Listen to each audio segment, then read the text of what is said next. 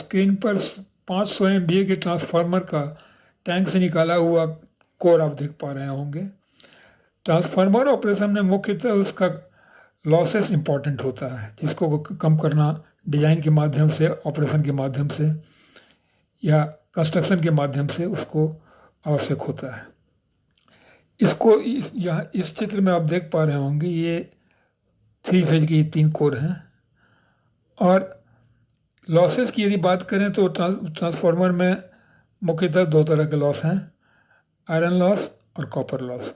Rotating part नहीं होने की वजह से इसमें कोई फ्रिक्शन या विंडेज लॉस नहीं होगा, लेकिन ट्रांसफार्मर के लॉस को यदि आप मेजर करेंगे और रिक्विजिट फार्मूला पर उसको कैलकुलेट करेंगे तो मेजर्ड लॉस जो होगा वह कैलकुलेटेड लॉस से बराबर ज़्यादा होगा।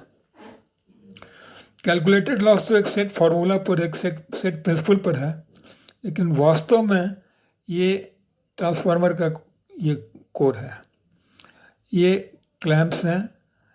तो मैग्नेटिक सर्किट क्लैंप्स, कोर्स इत्यादि के थ्रू कंप्लीट होते रहते हैं और इस कारण से लीकेज फ्लक्स कोर में ही नहीं, टैंक और क्लैंप वगैरह के थ्रू भी फ्लो करते हैं, जो कि एक्स्ट्रा लॉस का कारण होता है। और कभी कभी यह लॉस तो इतना होता है कि ट्रांसफार्मर टॉप कवर का जो गैस्केट होता है वो गर्म होकर लीक करने लग जाता है। इस लॉस को स्ट्रे लॉस कहते हैं। डिफरेंस जो है इसका मेजर्ड लॉस और कैलकुलेटेड लॉस का, उसको स्ट्रे लॉसेस कहते हैं। स्ट्रे लॉसेस को कम करने का एक सबसे बढ़िया साधन है कि ट्रांसफार्मर के इस पूरे के पूरे कोर को मैग्नेटिक कवरिंग से ढक दिया जाए।